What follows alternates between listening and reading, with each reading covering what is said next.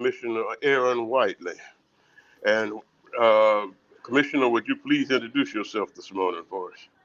Yes, sir. So, first of all, thank you, Mr. Irwin, for having me. My name is Aaron Whiteley. My friends call me ADOT. I am the Chatham County Board of Commissioners 6th District Representative. I represent the South Side and Southwest Chatham County. I also serve as the chairman of the Democratic Party of Chatham County, and am excited to be here. So I appreciate the invitation. Looking forward to our discussion. Well, we got a big one for us this morning. It's going to be wild. It's going to be interesting, and it's going to be newsworthy. So we're getting ready to pump it up this morning. Everything, all the news that's going on and things that's happening. Yesterday, it stormed like I don't know what. It was a big storm in Savannah, Georgia, and that's the wrong one. It flooded most of all over Savannah yesterday. Mm-hmm. Uh, the infrastructure is a problem that we have, and we're gonna talk a little bit about that, and we're gonna talk more so about the Democratic Party, and what do y'all think about Kamala Harris and her being selected as the person to run for president? Yes, So I'm gonna start with that first. Let's go with that first. okay. So what are your take first, and then the Democratic Party take first? Oh, well, my take is the Democratic take, in that we're very excited that Vice President Harris is in the race. I really think that she has brought a lot of energy, and that is evidenced by fundraising goal records being shattered by the amount of kinetic activity that we're seeing in our community now. I think it's a great thing, understanding that with the overturning of Roe v. Wade, that really frustrated a lot of women and men, but especially women in our community. When we talk about our vulnerable communities, their rights and their lifestyles are on the ballot. And so having a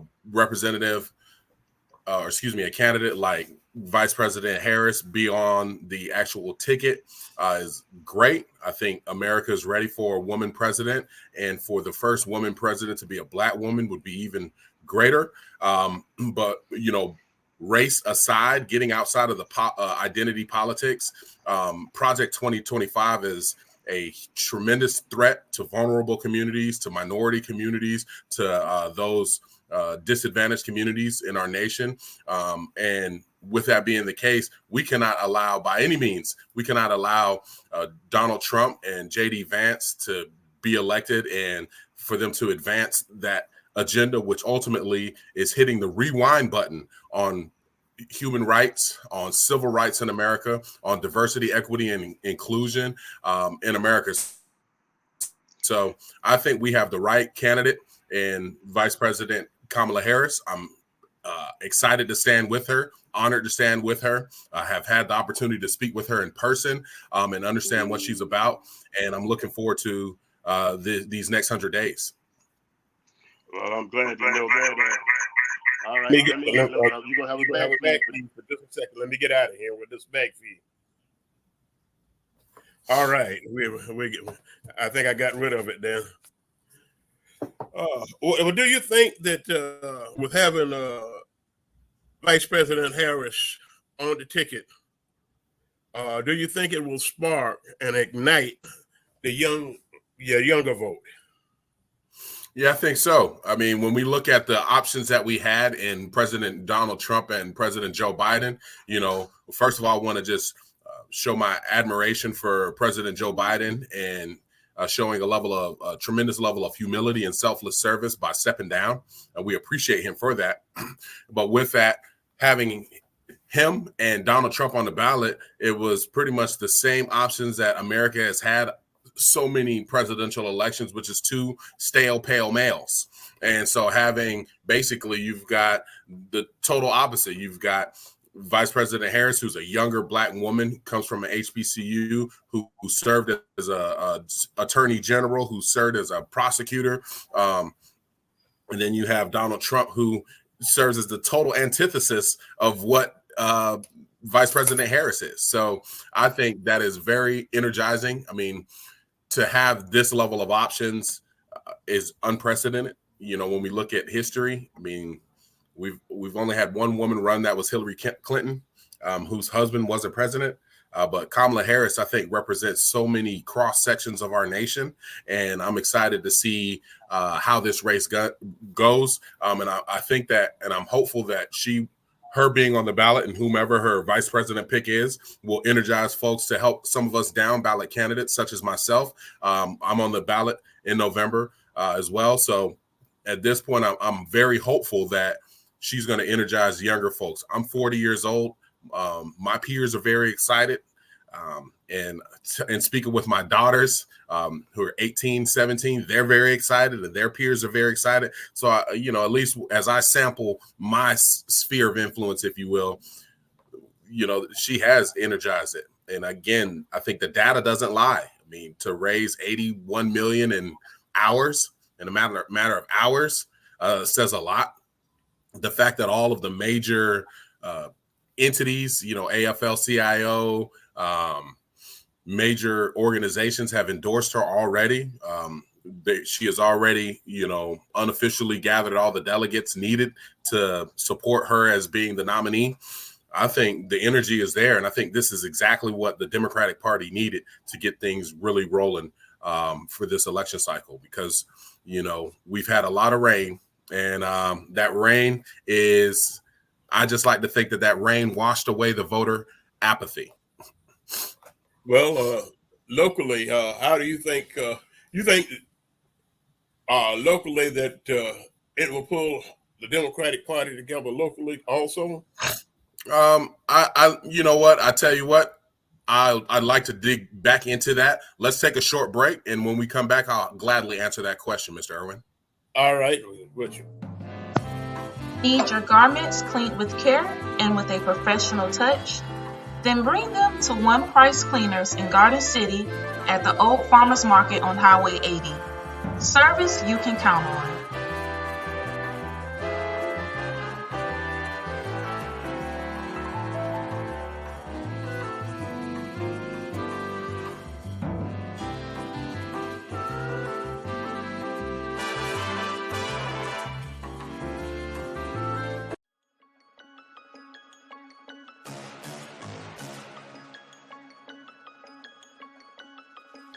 Hello, I'm Richard Coleman, and I'm running for the office of Sheriff of Chatham County.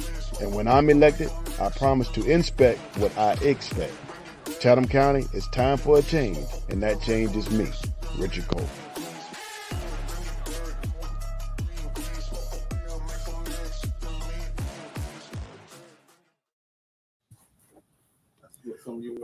Well, we'll be right back with you. Now, you can answer that question. Yes, sir. So I do think, and it has already energized the local party. We've gotten a number of phone calls, a number of messages of folks asking how they can help. So, again, understanding that we have to unite under a common goal. I think the common goal is ensuring that Donald Trump does not get back into the White House. I believe that this can unite the Democratic Party here locally. Now, we can get into so many other different nuances as it relates to the Democratic Party. What I can say as the chairman of the Democratic Party here locally, my goal has been to, create the umbrella and broaden the umbrella to make sure that folks who are Democrats, whether you consider yourself a moderate, whether you consider yourself a far left wing or whatever it may be, want you to know that you have a home at the Democratic Party.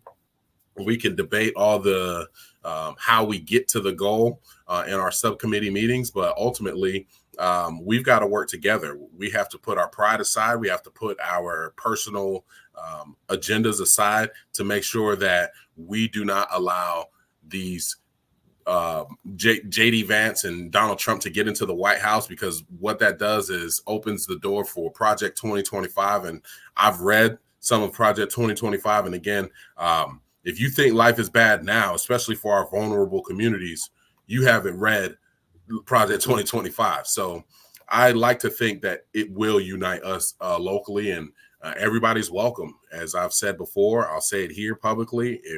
I don't care if you what clique you with, what crew you with. If you are willing to sign that declaration form saying that you are a Democrat, then we need your help at the Democratic Party of Chatham County.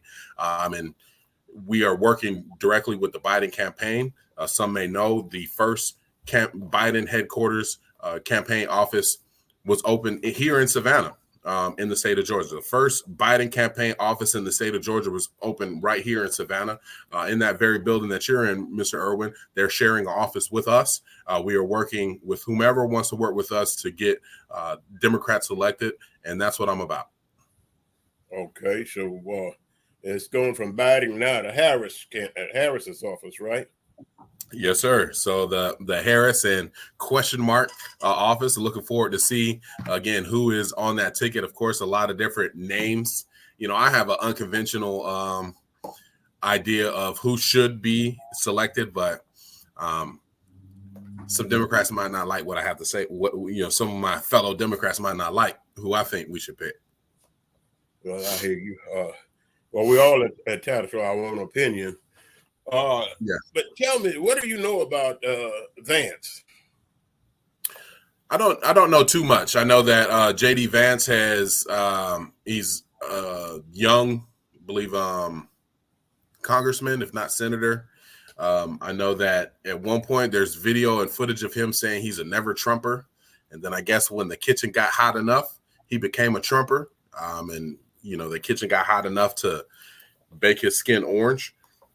Excuse me. So now he is a Trumper. I know that he doesn't have much experience when it comes to coalition building in government, that is. So I think that that's really going to hurt him, especially if there's a debate. I'd love to hear what he has to say about foreign policy. I doubt that he has any true understanding of it. But I don't know too much more about him, except that he is co-signing Project 25.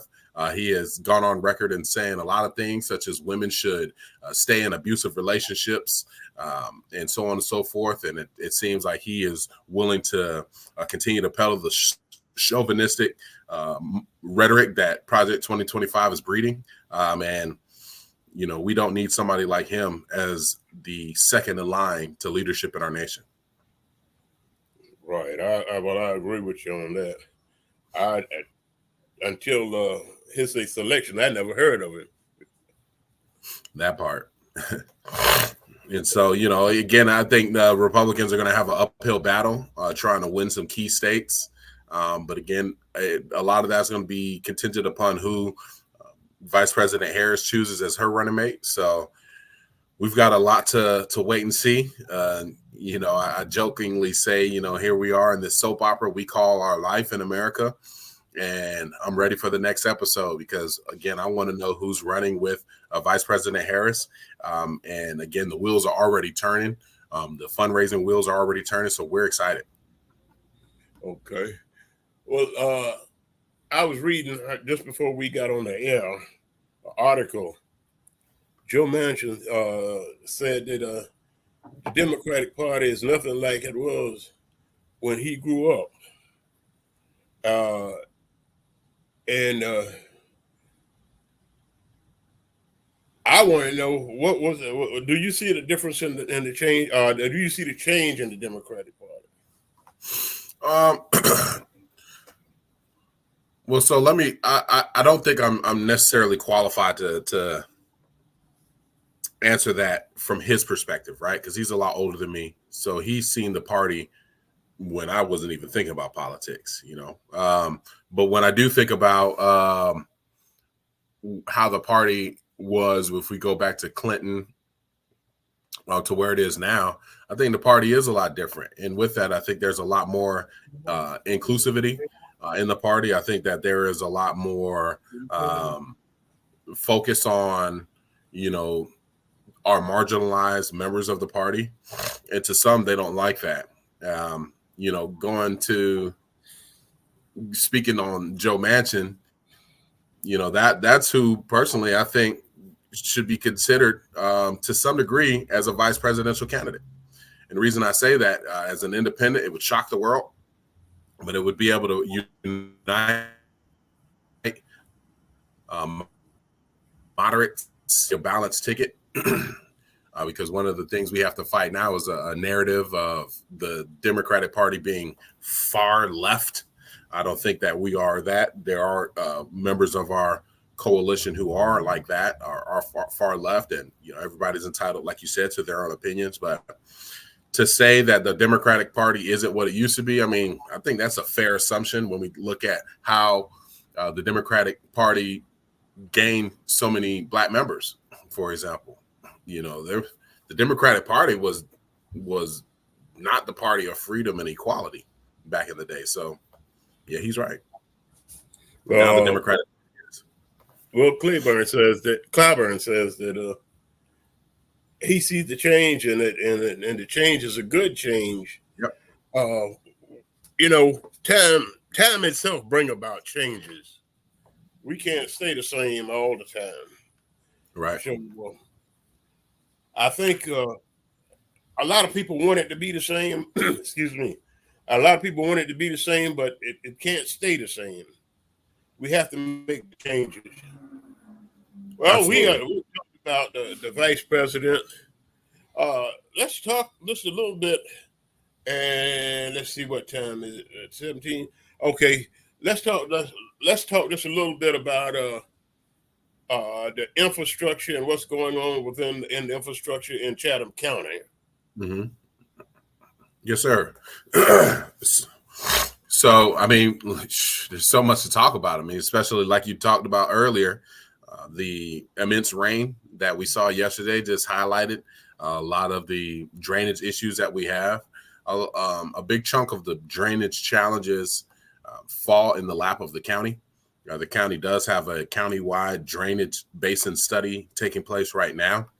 The drainage issues have not been are not new. We've known about it. We've been working on it. They're very expensive to fix and address, but with all the new development taking place, it becomes even more pivotal for us to address some of the drainage challenges.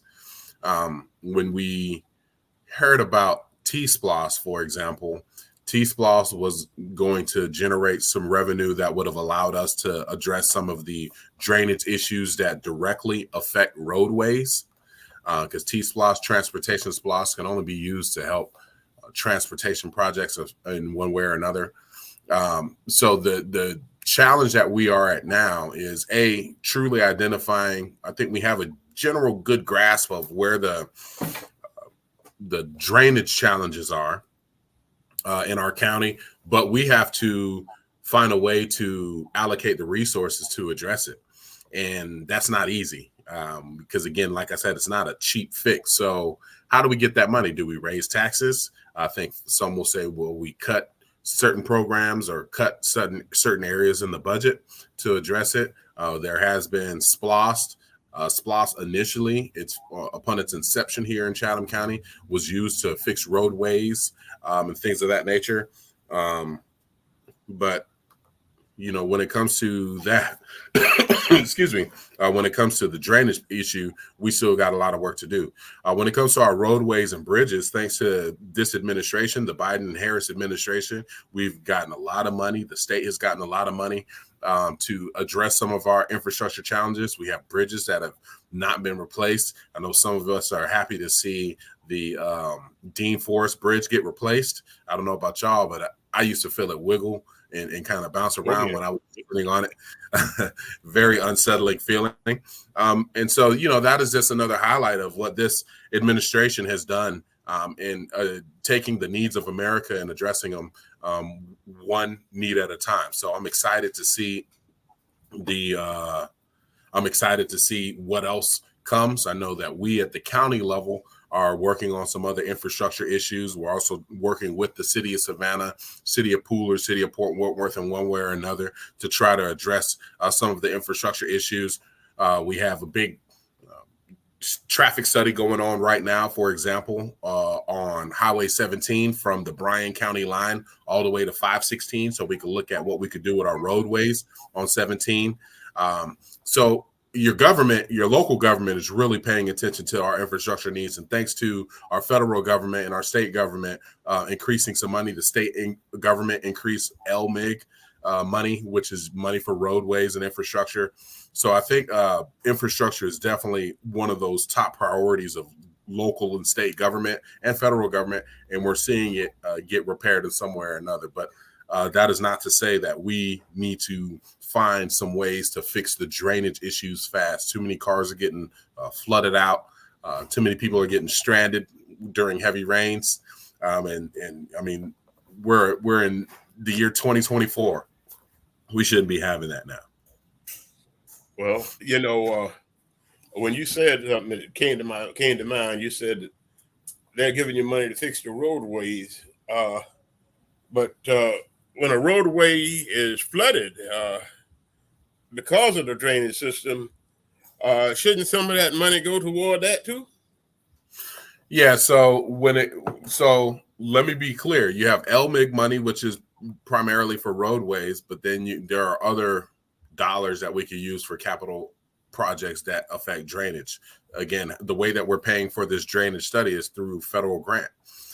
So you're absolutely right. The money has to be spent wisely. What we as local government have to do is make sure that the money that is allocated to us, whether it come from the state or from the feds, that we are meeting all the markers that they set in place for it to meet, right? So that being the case, yeah, let's say the feds give us $10 million for roadways. Well, if we misappropriate that money to try to take care of a little something else, then we'll end up having to pay that money back, which becomes a burden on the local taxpayers. So we're doing everything we can to find monies to help with our drainage issues, to help, again, as we talk about resiliency and preparation for harsher storms, for harsher weather. All of that is in the mix, and we're being as creative as we can to address that. One thing I will say, as it relates to the city of Savannah, some of those areas that are flooding that fall within the jurisdiction of the city of Savannah is going to fall under the city of Savannah to try to fix. That does not mean that we at the county are not willing to work with them in some way or another, to partner in some way or another, because the city of Savannah resident is a Chatham County resident, but they have to take the lead on that. So I can't speak to what they're doing as it relates to areas. I think of like Abercorn and Durin and stuff like that. I can't speak to what they're doing, but I do know that they have been discussing it to some degree or another. I don't know what the details are, though. Okay. At our last time we spoke, we talked about the youth programs, and how is that going? Yeah, I mean, youth programs in Chatham County are going well. I talked about, when you and I spoke, I was telling you about how proud I am of the Youth Court initiative. That was an initiative that I started my first year in office. We partnered with the Savannah Chatham County Public School System and the Mediation Center to create a court for youth by youth. The long-term goal is to get this program into juvenile court, so it now becomes a diversion program. As it stands now, the program is utilized in the school system. We have 5 different schools that we're working with. Mercer Middle is one of them, Savannah High, Savannah Early College, Jenkins, and Johnson are the schools that we're working with. And basically, if there are certain occurrences or there are certain pieces of the code of conduct that fall under the youth court initiative, meaning that if, for example, excessive tardiness to school is something that can be referred to youth court. So instead of children being suspended, they go to youth court. Their case is heard by a jury of their peers from a different school, that is, but a jury of their peers, a judge who is their peer, their lawyer, if you will, or advocate is their peer. And once the case is heard, the jury makes a determination, and they determine what the punishment will be. once that punishment is carried out, then the student is back on track without any type of negative action or notes in their record. And so that's how it's operating in the school system now. Again, the goal is to get it into the juvenile court where, maybe something is a petty shoplifting or something like that. If it's a first offense for a youth, will now be heard by a jury of their peers. And should they carry out whatever the disposition of that jury and that judge, who is also their peer, is, then it won't go on their record. So we're trying to keep kids out of the school to prison pipeline. That's one of the things that I'm very excited about. Another thing that I'm proud to say, I spearheaded the change in our revenue ordinance, the Chatham County Revenue Ordinance. Prior to this change, if a organization wanted to hold practice on any of our fields, Chatham County fields, that is, they would have to go and pay to rent the space if they weren't associated with our recreation program. With that change, I worked with my colleagues to change it to where if a organization is comprised of 80% or more of Chatham County citizens, then they can utilize our fields as long as they're available and as long as they reserve them in enough time for 2 hours for free during the daytime. Of course, we can't do it during the nighttime because we do have to pay somebody to actually go and cut on the lights and so on and so forth. But as I've said in the past, youth engagement is one of my big focuses because if we're not engaging and investing in our youth now, we're going to pay for them later. And we see that in our jail right now. Our jail in the sheriff's department is one of our biggest budgets, or the biggest lines or block of lines on our budget. And I don't like that. So I think that we have to try to attack things at the root. And, overall, we have to have a unrelenting assault on poverty to really get to the root of these issues. But in the meantime, I'm going to affect what I can affect. Okay, let's hold it right there. Let's time for a quick break, and we'll be right back in just a couple of minutes. All right. I'm Patty Hewitt, and I'm worried about our future. Last one. I think about my grandkids and the belief that they deserve every opportunity. And what you deserve, what coastal Georgia deserves, is someone who cares more about their community than about corporate profits and big pharma. I'll see you later. All right, thank you. Small business owners and hardworking Georgians are the heart of our community. Have a good day. Not CEOs, not lobbyists, not shareholders. But who's taking care of them? It's time to ask yourself, what do you want from your government? This is our year to stand up against what we know is wrong. No more DC politicians invading our home life. No more racism that kills dreams and spreads violence. And no more corporate greed at the expense of workers' rights and our environment. So what would be the most meaningful help to you? I've spent the last 8 years working behind the scenes, mobilizing our communities for positive change. And while that is really important work, I can't stand by and allow the same tired politicians to run this country, the same ones who've neglected the real needs of Georgians. I'm ready to take our seat in Congress so I can fight for you and your families. I vote for you. Thank you, my darling. I love you. This isn't about party lines. This is about voting for a better future for more Georgians. Enough is enough.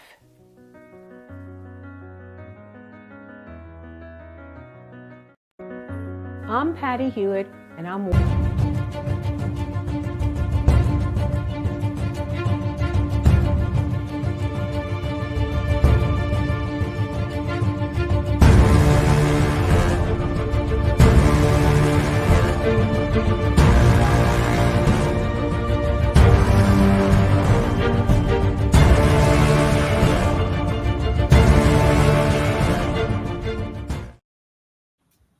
All right, we're back, Savannah. We're back. This is the vulnerable community, and Commissioner Whiteley, you started talking about Chatham County Jail. Right now, everybody is wondering what's the condition of the sheriff. Mm-hmm. Have you heard anything? No, sir. Last I heard that he was, trying to get to his phone. He had made a pretty strong recovery, but that was all I know. Okay.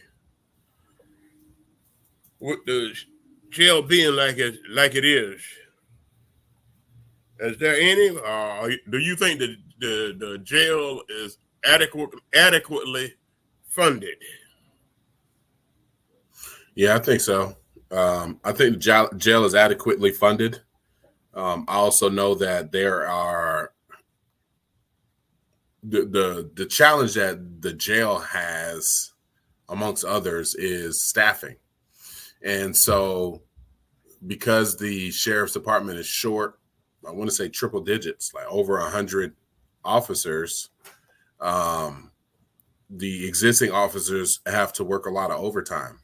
And so when you look at the budget, you'll see a lot of millions of dollars going towards overtime. And so that's one of their big challenges right now. But excuse me, as it relates to everything else, I do think they are adequately funded. I don't think that the sheriff would not ask for what he wants what he needs. The way that it works, our constitutional officers, we have to give them what they need to carry out their duties as stated in the Constitution. So the sheriff is one of those, the tax commissioner is one of those, the coroner is one of those, the district attorneys are one of those. If we don't give them what they need, they can actually sue us.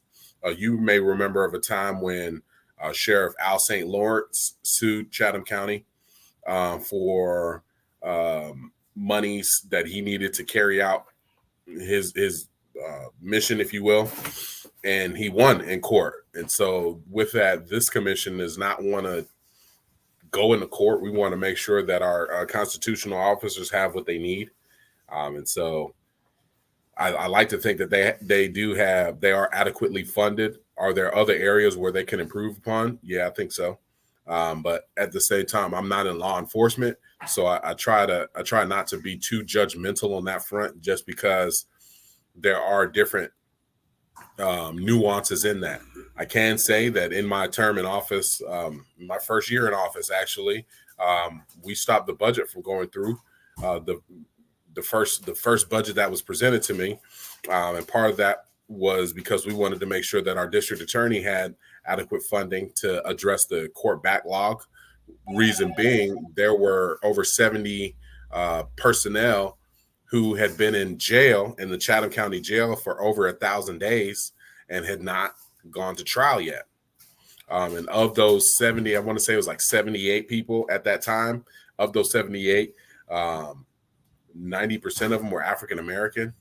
5% of them were, or 6% of them were Latino or Latinx, and the rest were white. And, so when I look at it from a dollars and cents perspective, it's roughly about $78 a day to house an inmate at the Chatham County Jail. That's how much you and I spend on that as taxpayers. So that was over $5 million spent on somebody not going to trial. So when we talk about the jail, I don't think we could talk about the jail without talking about the judicial backlog, which has been significantly reduced thanks to our current district attorney and our current judges. But there's some relativity as it relates to the jailhouse and the courts. Right. Now, when we talk about population within the jail, and you just spoke about it, the population. Mm-hmm. What do you think the mental health population is in there? Because I know we have a lot of people that need mental treatment that are being housed in the jail. Right. Yeah, absolutely. So I'm actually trying to look because we have been receiving a monthly report on the detainees, which has been something that I really appreciate. But it doesn't have any information as it relates to how many are there for mental health issues. There is one for substance abuse issues, housing status, recidivism rates. But to answer your question, I think that there's a significant number of prisoners or inmates at the jail who are in need of mental health care. And that is why the county has worked with the state commissioner from health commissioner to actually work with Gateway. So now the jail has more mental health care in it. Now, the reality is our jail is the largest provider of mental health care in Chatham County. And that's not unique to Chatham County. The largest provider of mental health care in the country is Cook County Jail, Rikers Island, and LA County Jail. So it is not unheard of for folks to be getting mental health care in the jails. Um, Now, one thing I can say that the county has done is stood up our behavioral health unit. So we have officers who are dedicated to focus only on mental health challenges. During our last commission meeting, we were briefed by one of our officers who talked about that and how there are people who are prescribed medication, but they're not taking the medications, which leading them to disturbances or instances where the police are called out. And so if you come and address it from a police angle, somebody's going to jail and not necessarily getting the help they need. And when they go to jail, we as taxpayers are paying for that. But now with this behavioral health unit, these folks are actually being, the officers are building rapport with these folks. So there's a level of trust. And with that, these folks are getting pointed in the direction of the resources that they truly need. So we actually have a youth mental health facility that's going to be built. It was passed in the last state budget. I think we were given somewhere like 31 million or something like that towards that. So we are going to be building that here locally. We understand that mental health is a big linchpin in our community, and we have to make sure that we're adequately addressing it. And I'm proud to say that Chatham County is a leader in the country as it relates to trying to address mental health, from systemic mental health challenges from a government perspective. And so we've received national awards for that, and actually kind of serve as the paradigm or the framework of how other counties across the United States are trying to address mental health. Great. I tell you, when we talk about the substance abuse and the lack of officers and all like that, it all boils down to one big framework. What we're doing, what can we do to stop us? What's your take on what we need to do to stop the substance abuse and in your wording? Yes, sir. I think so I personally believe it starts with an unrelenting assault on poverty. We have to fight poverty as if it is the danger to our community that it actually is. There are a lot of nonprofits who are working with folks who are boots on ground with folks who live in poverty, who experience poverty. We see it a lot in our school system. But until we get to the root of people being able to provide for themselves, until we get to the culture shift of making it okay to, for one to take care of themselves in one way or another, or for one to have a fair job, to have a working wage, we're going to continue to be in this issue. When we look at our workforce, for example, there are so many people. If you go look right now, we're just starting to see fast food jobs paying $15 an hour, $16 an hour. But of course, that's now in the period where inflation is up. So that $15 an hour would have been great 5-10 years ago, but it's not going as far as you wanted to. And so when, I come from a single parent household when I was growing up, my mom, my brother, myself, and my mom worked full time, but we still went without things.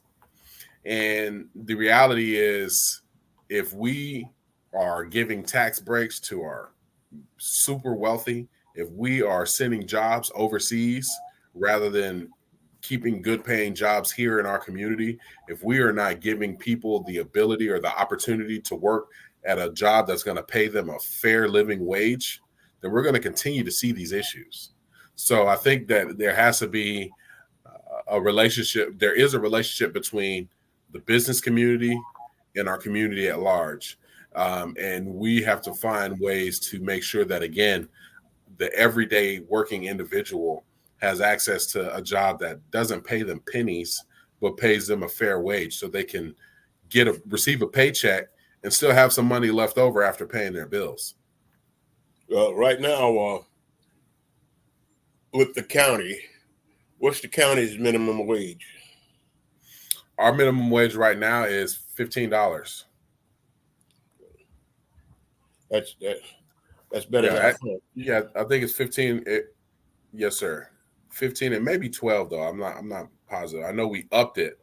Let me see. Yeah, I want to say it's $15 though,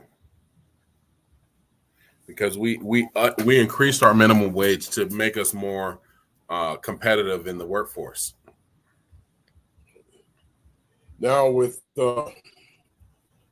Hyundai coming and bringing that big plant here, and they drove the wages up in some of the industry, but they're still having problems getting workers.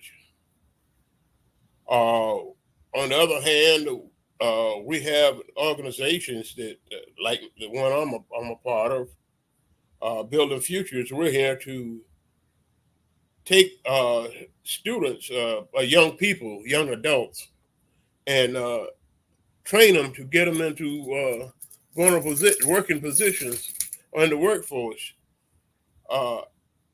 We have been doing this for some time now, and we have been fortunate enough to graduate students from our program who are making a decent living. When I say a decent, I'm talking about six figures. Mm-hmm. And I think that's decent living for a person who has a skill. And they don't, when they graduate from the program, they don't have a debt behind them because they earn as they learn. Mm-hmm. So what do you think about a program like that? Look, I love them. I've actually referred some of my mentees to organizations like that, especially our unions. I know Carpenters Union has some type of program like that. Pipe Fitters Union has programs like that. I think that's huge because, again, what it's doing is creating skilled workers, but also allowing them to make a fair wage. I know a young man who's a success story. I knew him when he was in high school when I was in the Army. And then when I got out the Army here, his dad got stationed at Fort Stewart. So he moved out here. He actually went to school to become an electrician. And when I first got back in 2014, he was just about to finish school, and he graduated school, then went through the electrician program. Now he's like a master electrician. He's gone through all this stuff. I think it's a journeyman. Yeah, he went from apprentice to a journeyman. To a journeyman, right? So he's a journeyman now, making very good money, doing very well for himself. And that's just a testament to how these programs, especially with these unions, work. I think that with that being said, though, we in government have to find ways to ensure that our dollars are being spent to support programs like that in one way or another. And what I mean by that, the conundrum that we have is, as stewards of the taxpayers' dollars, we have the responsibility of making sure that the taxpayers' dollars go the furthest, right? So you'll see us normally choose the lowest bid because we don't want to spend the taxpayers' dollars irresponsibly. However, the lowest bid normally does not include some sort of unionized labor. And so what that means, what we have to do is put a greater emphasis on what that means to those employees and what they bring to our community. So one thing I'm proud of that this commission has done, actually this year, we have increased our local minority and women-owned participation goals to not only be definitely the first step in that. Now, the next piece I think is for us to find ways to give more points to local, especially if it's going to be a union or somebody who's providing, again, quality wages, healthcare, and so on and so forth, because we'll get that money back in the long run from a local citizen. But if we're giving a contract to the lowest bidder who may not be from around here, those employees aren't spending much of that money here. So we have to find how to make that gel together and allow us to support organizations or contractors who are paying a fair wage while getting the infrastructure or the capital projects that the county has done. You know, like they say, the cheap is not always good, right? And a lot of times, you don't think about it when you're looking at the bid at the bid, but you have to think about this person coming from out of town coming in, who they're bringing with them. When you employ our local people, the money stays right here. Yep. But on construction sites, you got that you can't find Chatham County tags. You find everything from out of town.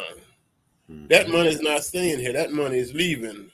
That money is not being spent in Chatham County, in Savannah, Georgia.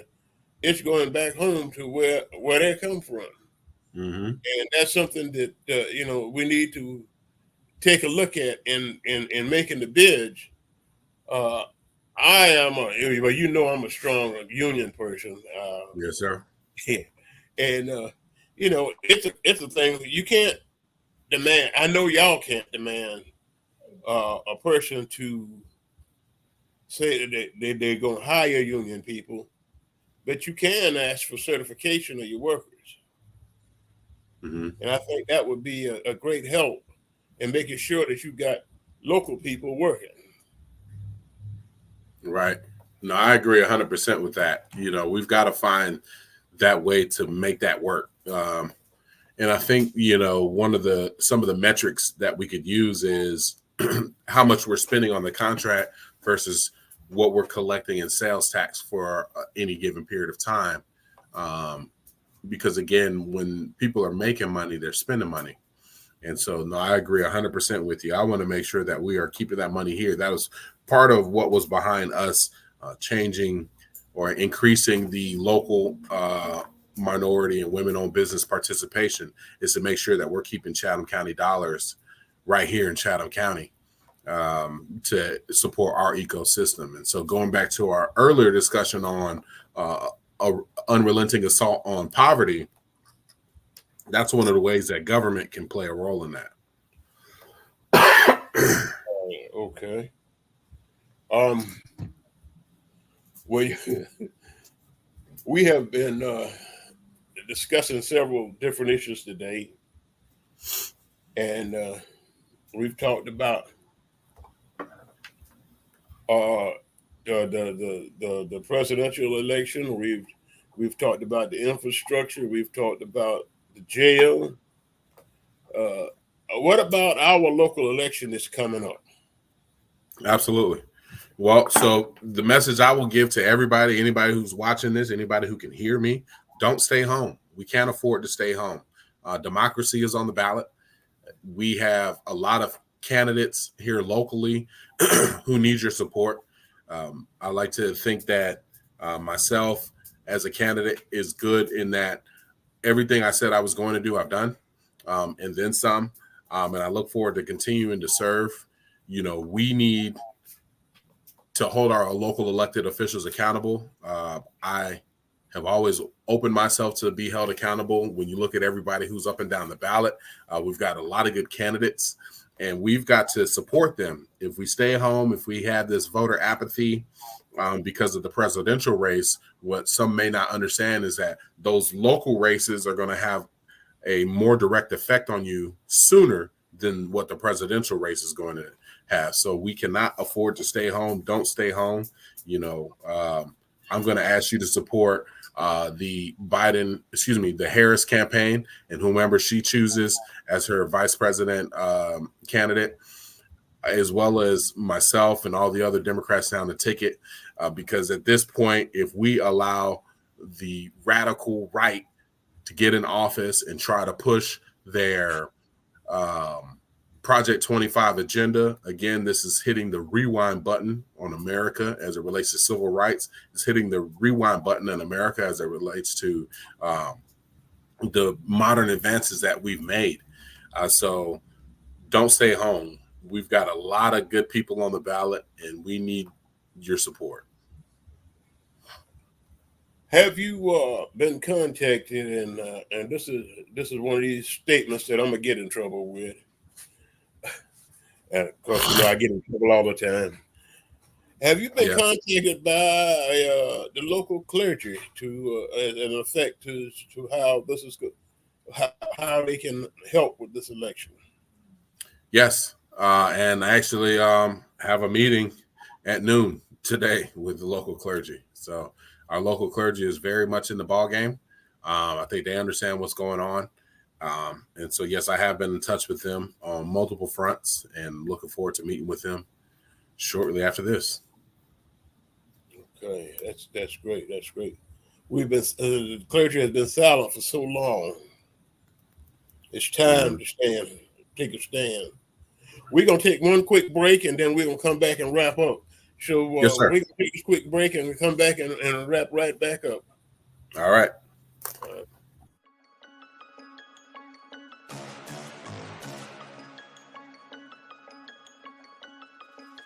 Hello, I'm Richard Coleman, and I'm running for the office of Sheriff of Chatham County. And when I'm elected, I promise to inspect what I expect. Chatham County, it's time for a change, and that change is me, Richard Coleman.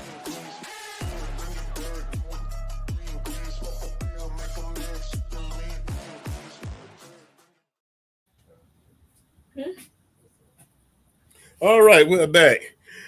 We got 7 minutes left, and we're gonna take 4 of those 7 minutes to let you, Commissioner A.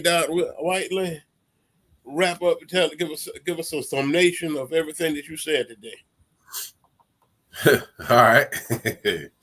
Well, first and foremost, we are excited to see Vice President Harris take on the role as nominee for the Democratic Party in this presidential election. And I hope that you will join me in supporting her and whoever her vice presidential candidate is going to be, because this election is too pivotal for our nation. This election holds democracy on the ballot. You may not like Kamala Harris. You may not like whoever she chooses, but I'm going to tell you, Donald Trump and J.D. Vance do not like you. And it's evidenced by Project 2025. I urge you to go read Project 2025. It's available online, but just some of the things that, is addressed in Project 2025 is doing away with all of the diversity, equity, and inclusion programs in different institutions, such as the military and other institutions of our nation.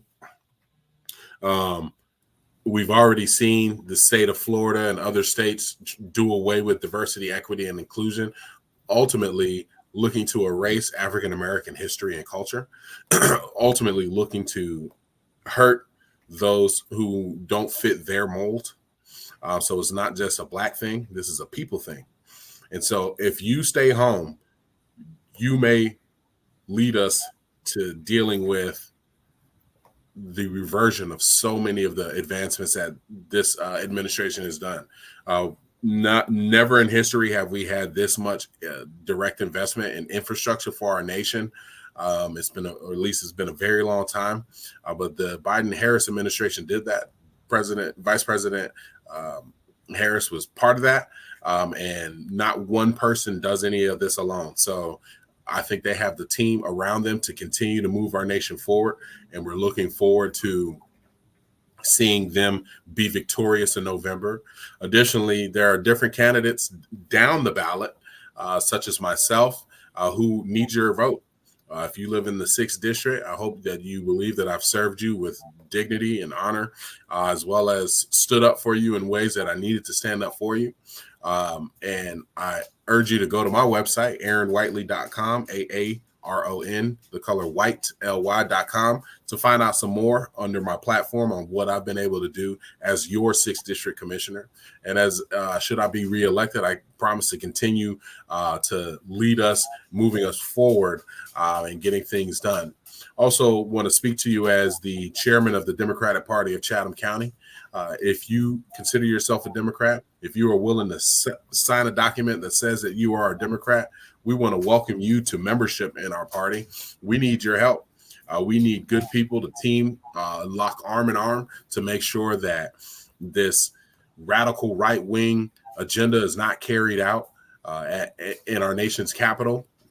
We need to team up and lock arm in arm to make sure that we are electing good people here locally, and also working to hold our local elected officials accountable, because none of us should be above that. None of us should feel that we're above being held accountable. So I urge you to get involved with the party, go knock on some doors, go drop off some literature, urge people to register to vote. Last thing I want to say that we didn't really touch on, but please check your voter status. There are direct efforts to remove people from the ballots for various reasons. Excuse me. And it is working. There was a recent challenge of over 900 voters. And of those 900 voters, I believe a little bit over 400 of those voters were removed from the rolls. So please go to my voter page or Google my voter page to check your election status to make sure that you are eligible to vote, because they are trying to swipe people off of the rolls right now. But with that, don't stay home. Everybody needs you, and let's get things going. Oh, what? Oh, hold on, man. You know I love to smoke. Hold on. What was the comment? It came and went away, but oh man, because I hope they said lies or something, because I got page numbers. I got page numbers. You go look at that project 2025.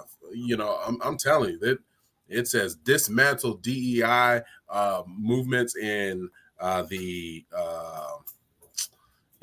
Air Force, in the Army. They said that the Army was a test bed for wokeness.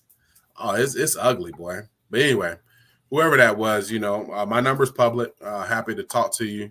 My pull-up game is strong. I'm happy to talk to you in person too.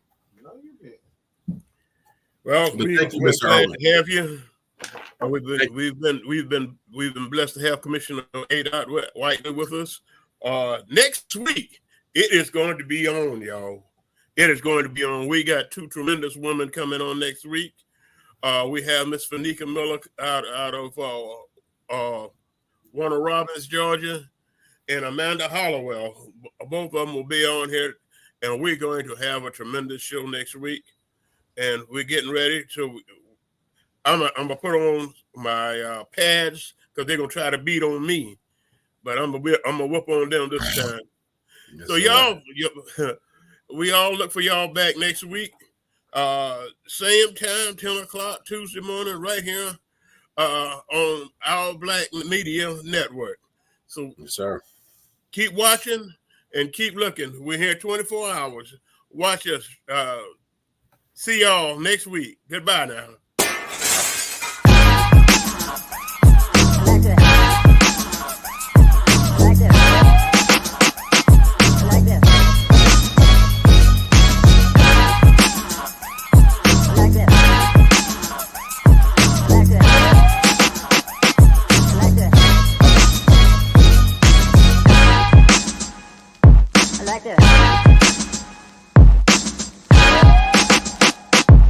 like this.